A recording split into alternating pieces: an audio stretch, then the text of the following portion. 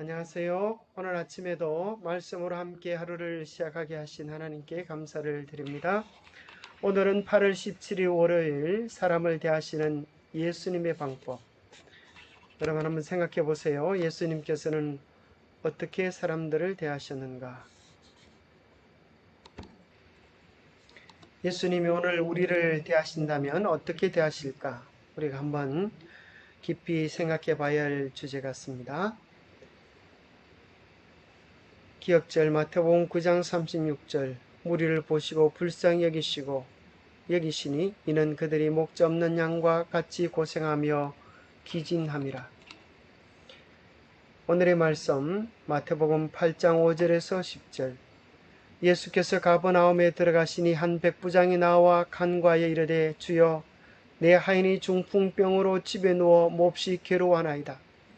이르시되 내가 가서 고쳐주리라. 백부장이 대답하여 이르되 주여 내 집에 들어오심을 나는 감당하지 못하겠사오니 다만 말씀으로만 하옵소서.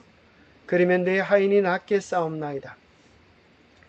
나도 나의 수하 있는 사람이요 내 아래에도 군사가 있으니 이들을 가라 하면 가고 저들을 오라 하면 오고 내 종들을 이것을 하라 하면 하나이다. 예수께서 들으시고 놀랍게 여겨 따르는 자들에게 이르시되 내가 진실로 너희에게 이르노니 이스라엘 중 아무에게서도 이만한 믿음을 보지 못하였노라. 생각할 문제. 예수님은 백부장과 서기관을 어떻게 대하셨는가? 이방인 로마 백부장과 또 자기를 터집 잡기 위하여 질문하는 서기관을 예수님은 어떻게 대하셨는가?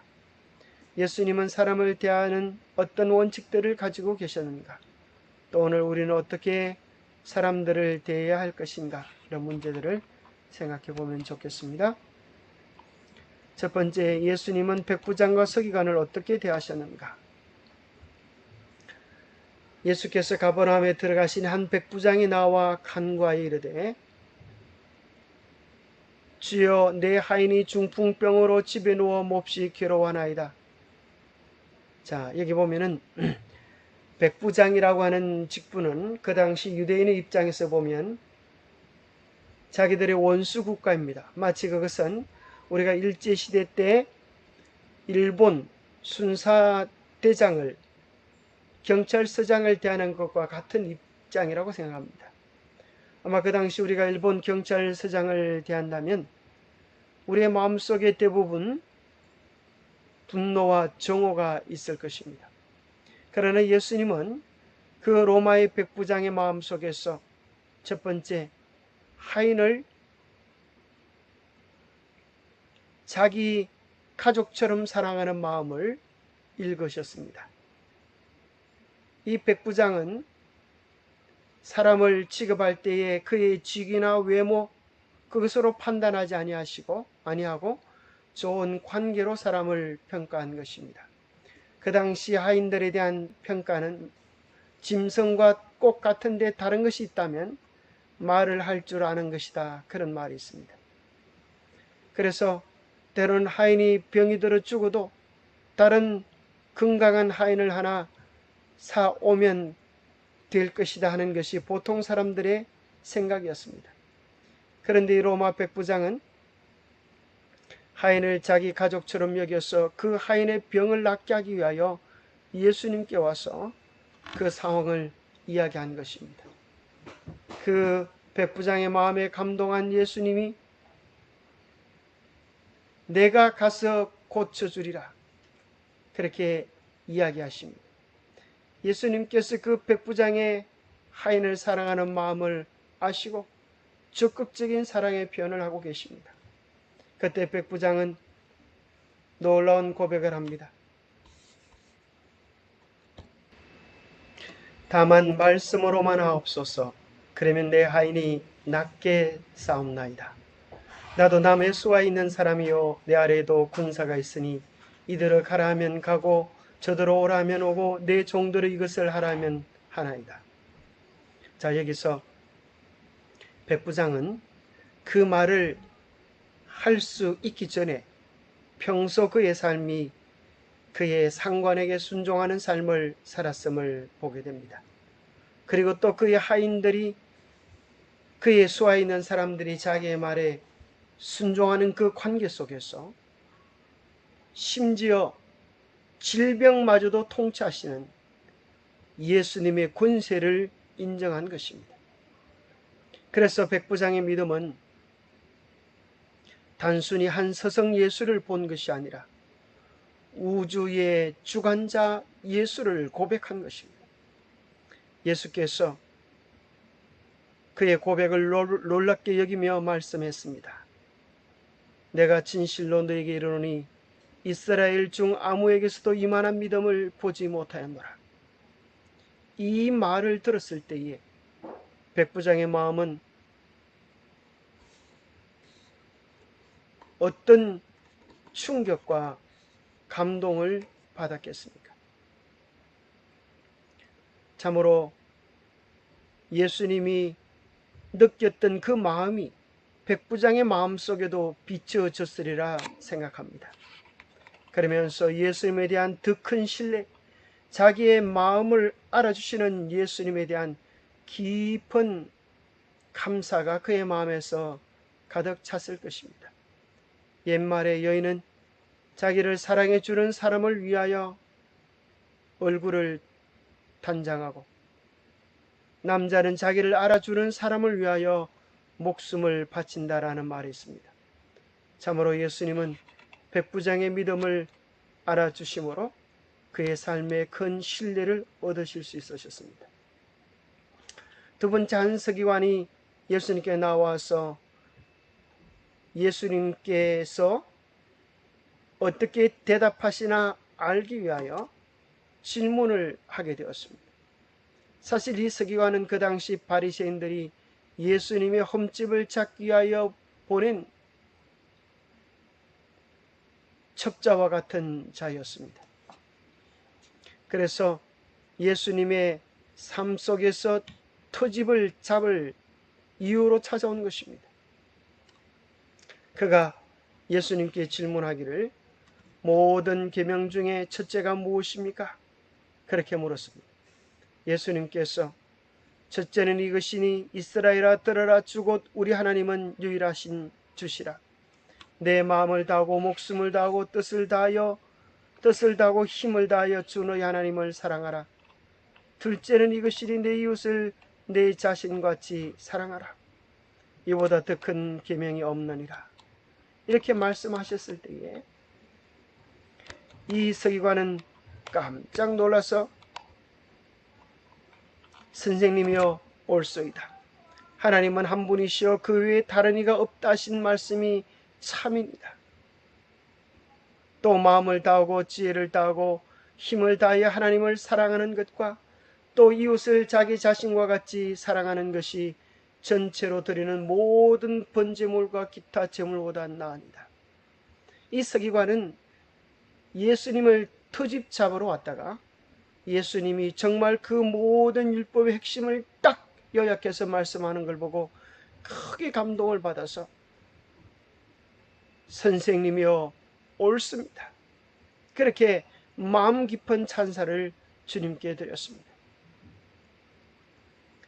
옆에 있던 바리새인들이 그 모습을 보니 참으로 기가 찬 것입니다.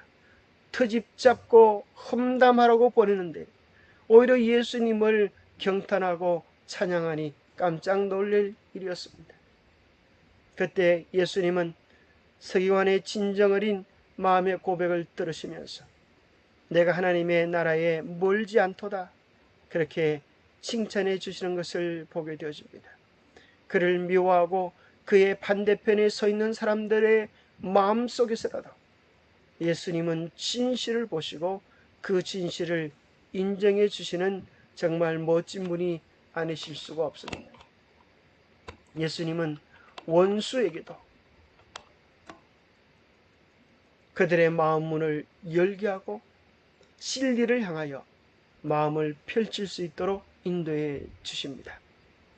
교과 116페이지에는 예수님은 사람들에게 최고의 반응을 끌어내시는 데 귀재셨다. 복음을 향해 마음의 문을 열게 하는데 칭찬만큼 효과적인 것도 드물다. 사람들의 장점을 찾고 그들로 하여금 그대가 그것을 인정하고 있다는 것을 알게 하라. 예수님은 한 영혼 한 영혼을 깊이 사랑하셨습니다. 그러니 그분의 사랑의 눈앞에 모두는 다 존귀한 존재였습니다. 사랑의 눈으로 보면 우리는 그 사람의 잠재되어 있는 가능성과 위대함을 발견할 수 있습니다. 내 주위의 사람들이 미워 보이고 잘못되게 보일 때 우리는 우리 마음속에 그들을 바라보는 안경이 미움으로 물들어 있지 않나 생각해 볼 필요가 있겠습니다. 사람이 크다고 하는 것은 키가 큰 것을 이야기하는 것이 아닙니다. 사람이 작다고 하는 것은 키가 작다고 하는 것을 이야기하는 것이 아닙니다. 마음의 그릇을 이야기합니다. 우리가 큰 마음을 가진다면 그 사람은 큰 사람이 되고, 우리가 좁은 마음을 가진다면 작은 사람이 될 것입니다. 큰 사람은 모든 사람을 이해할 수 있고 그들 속에 창점을 볼 수 있는 사람입니다. 좁은 사람은 자기의 좁은 소견으로 사람들을 판단하고 평가하면서 그들 속에 있는 가치를 발견하지 못하는 사람입니다.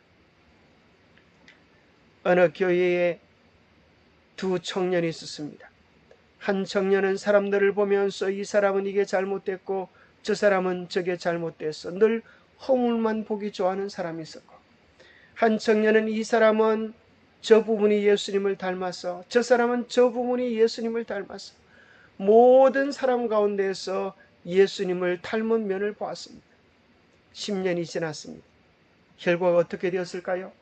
사람들에게서 잘못과 허물을 바라본 그 사람은 10년이 지난 후에 그 교회에서 가장 못되고 부족한 사람이 되었습니다. 왜 그런가 하면 사람들의 단점만을 바라보았기 때문입니다. 반대로 사람들의 장점을 바라보고 그들 속에서 예수님을 바라본 사람은 그 교인들 가운데 가장 예수님을 닮은 사람이 될 수 있었습니다. 오늘 우리가 무엇을 바라보고 무엇을 집중하는가에 따라서 우리의 마음이 달라지는 것입니다. 우리의 태도가 달라지는 것입니다. 뿐만 아니라 우리의 마음 속에는 두 가지 씨앗이 있습니다. 하나는 하나님을 향한 씨앗, 하나는 세상과 마귀를 향한 씨앗이 있습니다. 그래서 사람의 마음 심자에 보면 참 재미있는 글자로 한문은 기록되어 있는데 보십시오. 마음 심자는 사람 인자처럼 보이는 곳에 두 개의 점이 있습니다. 하나는 우리의 마음에 품어야 할 점, 하나는 우리의 마음에서 벗어내야 할, 던져버려야 할 점입니다. 우리 모든 장점과 단점이 있고 좋은 생각과 나쁜 생각이 있습니다. 다른 사람들의 마음에도 역시 마찬가지입니다. 그들의 마음속에 하나님을 닮은 부분도 있고 여전히 세상을 닮은 부족한 부분도 있습니다. 그런데 어느 곳을 인정해주고 어느 곳에 물을 주냐에 따라서 어느 것이 꽃이 피고 자랄 수 있는지를 결정하게 될 것입니다.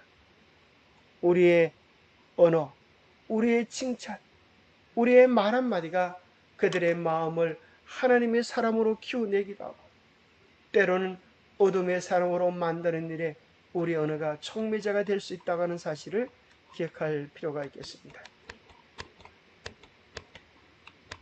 인간관계의 중요한 원칙들을 예수님의 말씀 속에서, 성경 말씀 속에서 한번 찾아보십시다. 예수님은 정말 상한 갈대를 꺾지 아니하며 꺼져가는 등불을 끄지 아니하시고 진실로 정의를 시행하셨습니다. 상한 갈대를 꺾지 않으시고 꺼져가는 등불을 끄지 않으셨습니다. 꺼져가는 유약한 등불, 불면 없어질 그런 가련한 죄인을 주님은 용서하시고 사랑하시고 이렇게 세우셔서 흔들리지 않은 하나님의 사람으로 만들어 가십니다. 가나마다 현장에서 잡혀온 그 여인을 예수님이 어떻게 대하셨습니까? 예수님의 말 한마디면 이제 돌에 맞아서 죽게 될 그런 입장이 되었습니다. 예수님께서 말씀하셨습니다. 너희 중에 죄 없는 자가 돌로 치라. 이 여인은 소스라치게 놀랐습니다. 그리고 머지않아 그 무슨 돌들이 자기 몸을 향하여 던져지고 자기는 피투성이가 되어 죽어갈 줄 알았습니다. 한참 후에 정신을 차려본 예수님의 조용한 말씀이 들렸습니다. 여자여, 너를 정죄하는 자가 있느냐? 나도 너를 정죄하지 아니하노니 가서 다시는 죄를 짓지 말라. 우리 주님의 그 말씀이 이 여인을 일으켜 세우고 나중에는 우리가 아는 것처럼 옥합을 깨뜨려 주님께 충성하는 사랑을 고백하는 그런 여인으로 만들어 가시지 않습니까? 우리가 상한 갈대일지라도 꺼져가는 등불일지라도 예수님은 결코 우리를 외면하지 않으시고 우리 한 분 한 분을 소중히 여기신다고 하는 사실을 기억한다면 우리도 상한 갈대 같은 꺼져가는 등불 같은 자를 어떻게 대해야 할지 예수님의 원칙을 배울 수 있게 되어집니다. 골로새서 4장 5절 6절에 보면 외인에 대하여는 지혜로 행하여 세월을 아끼라. 너희 말을 항상 은혜 가운데서 소금으로 맛을 냄과 같이 하라. 그리하면 각 사람에게 마땅히 대답할 것을 알리라. 우리는 어떤 사람에게든지 마치 소금이 맛을 냄같이 은혜 가운데서 우리의 말들을 은혜롭게 지혜롭게 그렇게 할 필요가 있겠습니다. 오직 사랑 안에서 참된 것을 하여 범사에 그에게까지 자랄지라. 그는 머리니 곧 그리스도라. 그리스도를 닮는 것, 그리스도를 닮는 것. 그래서 무슨 일을 하든지 그리스도께서 하셨을 그 일을 우리의 삶의 원칙으로 삼는 것 중요한 것입니다. 그리스도께서 어떻게 대하셨을까? 이것이 그리스도인들의 삶의 인간관계의 지침이 되어야겠습니다. 용기와 은혜의 언어로 충만한 말은 사람들의 삶에 긍정적인 감화를 끼친다. 미고사축이라고 하는 아름다운 노래가 있습니다. 위로의 말 한마디 긴장을 풀어주고 용서의 말 한마디 치유를 가져옵니다. 겸손한 말 한마디 존귀 여김받고 교만한 말 한마디 멸망을 가져옵니다. 가장 아름다운 말 미고사축. 미안해요, 고마워요, 정말 사랑해요. 그리고 당신을 축복합니다. 쓰디쓴 말 한마디 정오를 씨뿌리고 잔인한 말 한마디 영혼을 파괴합니다. 격려의 말 한마디 새 소망 심어주고 지혜의 말 한마디 인격의 향기입니다. 무례한 말 한마디 다툼을 일으키고 저주의 말 한마디 축복을 거둬갑니다. 사랑의 말 한마디 생명을 불러오고 생명의 말 한마디 사랑을 키워줍니다. 가장 아름다운 말 미고사축. 미안해요, 고마워요, 정말 사랑해요. 그리고 당신을 축복합니다. 이런 아름다운 천국의 언어가 우리의 말이 되면 좋겠습니다.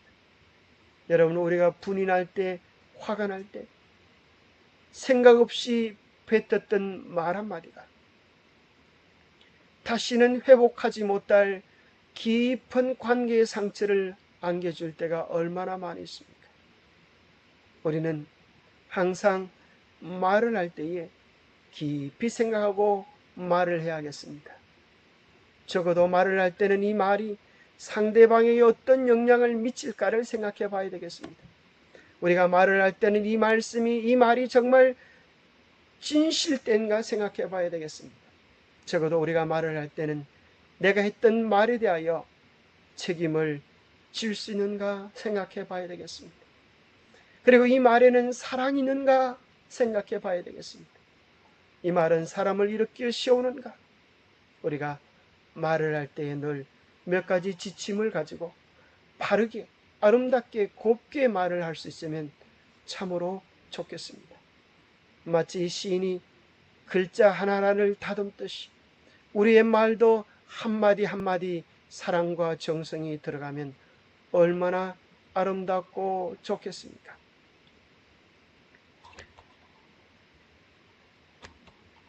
예수께서는 진리의 말씀을 하나라도 숨기지 아니하시고 항상 사랑으로서 말씀하셨다. 그런 사람들과 교제하실 때에 크신 지혜를 가지고 깊은 지혜와 친절한 태도로 하셨다. 무리하지 아니하시고 가혹한 말을 함부로 말씀하지 아니하시고 감정이 예민한 사람들을 쓸데없이 상심케 하지 아니하셨다. 그런 사람들의 약점을 비난하지도 아니하셨다. 그런 진리를 말씀하시되 항상 사랑으로서 하셨다. 그는 외식과 불신과 불의를 당연히 견책하셨다.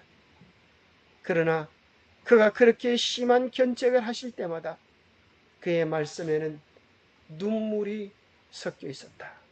여기 예수님의 언어 생활의 몇 가지 특징을 발견하게 됩니다. 예수님은 항상 사랑으로서 말씀하셨다. 예수님은 항상 지혜롭게 말씀하셨다. 예수님은 항상 깊은 주의와 친절한 태도로 말씀하셨다. 그분은 무례하지 않으셨다. 그분은 가혹하지 않으셨다. 그분은 감정이 예민한 자들을 쓸데없이 상심하게 하지 않으셨다. 그분은 사람들의 약점을 비난하지 아니하셨다. 심지어 다른 사람들을 견책하실 때도 그분의 눈에는 눈물이 섞여 있었다. 얼마나 아름다운 예수님의 삶의 모습입니까? 오늘 우리의 언어가 예수님처럼 예쁜 꽃처럼 그렇게 향기롭게 되기를 바랍니다. 기도하겠습니다. 예수님의 삶에 있었던 사람을 대하였던 그 원칙들을 우리가 배우기를 원합니다. 높은 자를 대할 때에, 낮은 자를 대할 때에, 낯선 자를 대할 때에, 연약한 자를 대할 때에, 거저가는 등불 같은 자를 대할 때에 주님, 우리가 어떻게 해야 할지 예수님의 심정, 예수님의 마음을 헤아릴 수 있도록 도와주시옵소서. 때로 우리의 삶 속에서 예기치 않는 상황 속에서 우리 입술이 독한 말, 악한 말, 상처를 주는 말, 용서받지 못할 말들을 했던 적이 있습니다. 오 주님, 용서하여 주시옵소서. 우리의 입술이 저지른 잘못들을 회개합니다. 제 입이 머금고 있는 독들을 제거하여 주시옵소서. 정결한 입술의 주인이 될 수 있도록 축복하여 주시옵소서. 어떤 상황 속에도 예수님처럼 희망을 말하며 용기를 북돋우며 생명의 기운을 다하는 언어의 주인공이 될 수 있도록 주님 매 순간 우리의 입술을 제어하시고 다스려 주시옵소서. 오늘도 주님과 함께 살아가는 기쁨이 우리의 삶에 가득하도록 우리의 마음에 우리의 입술에 같이 하여 주시옵기를 우리 주 예수 그리스도로 머지하여 간절히 간구하옵나이다. 예, 감사합니다. 오늘도 주님과 함께하는 복된 이날 하루 되시기를 간절히 바랍니다.